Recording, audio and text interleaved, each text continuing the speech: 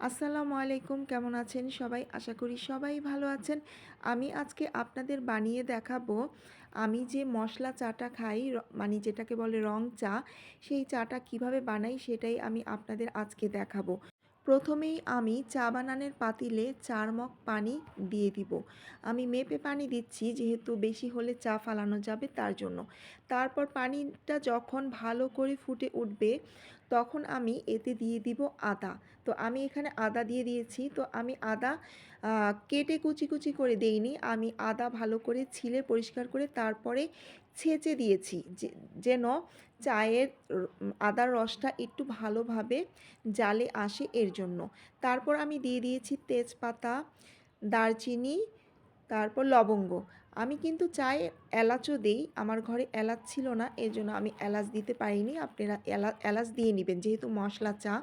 তারপর আমি সামান্য পরিমাণ লবণ দিয়ে দিয়েছি। তারপর ভালো করে চাটা আবার একটু জাল দিয়ে নিব যেন মশলা থেকে ফ্লেভারটা ভালোভাবে বের হয়ে আসে। তারপর আমি দিয়ে দিব চিনি। তো আমি এখানে ব্রাউন সুগার দিচ্ছি, যেহেতু আমি ব্রাউন সুগার খাই, ব্রাউন সুগার চিনি দিয়ে দিচ্ছি। ব্রাউন সুগার দেওয়ার কারণে চা পাতি দেওয়ার আগেই চায়ের কালার চলে এসেছে। তারপর আমি এখন দিয়ে দিব সামান্য পরিমাণ চাপাতি। এখানে আমি অল্প চাপাতি দিব কারণ যেহেতু এটা রং চা, বেশি চাপাতি দিলে তিতা লাগবে। দুধ চাতে একটু চাপাতি বেশি লাগে কিন্তু রং চাতে চাপাতি একটু কম দিতে হয়। আমার হাতের এই মশলা রং চাটা সবাই পছন্দ করে। আমি এই পর্যন্ত যাদেরকেই এই চাটা রান্না করে খাইয়েছি তারা সবাই পছন্দ করেছে।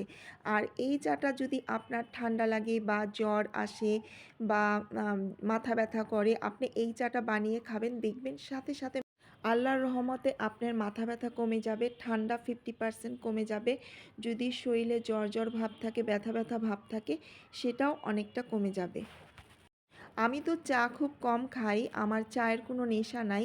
কিন্তু যদিও কখনো চা খাই, যেমন ধরেন মাথা ব্যথা করছে বা ঠান্ডা লাগছে বা হালকা হালকা জ্বর জ্বর ভাব আসছে, তখন আমি এই চাটা বানিয়ে খাই। আমি অনেক উপকার পাই এই চাটা খেয়ে। আপনারা সবাই হয়তো জানেন যে দুধ চা থেকে রং চা, মশলা চা স্বাস্থ্যের জন্য অনেক উপকার। তো এই তো তৈরি হয়ে গিয়েছে আমার মশলা চা, রং চা। এখন আমি বারান্দায় বসে বসে এই রং চাটা খাবো। এই শীতে আমি সকালে বিকালে ২ বারই আমি এই চাটা বানিয়ে খাই। আমার কাছে অনেক ভালো লাগে। মাঝে মাঝে আমার প্রচুর মাথা ব্যথা করে, তখন আমি এই চাটা বানিয়ে খাই। তো কেমন হয়েছে আজকে আমার রং চা বানানো? ভালো লাগলে একটি লাইক কমেন্ট করবেন। সবাই ভালো থাকবেন। আবার চলে আসবো অন্য কোনো ভিডিও নিয়ে। সেই পর্যন্ত সবাই ভালো থাকবেন। আল্লাহ হাফেজ।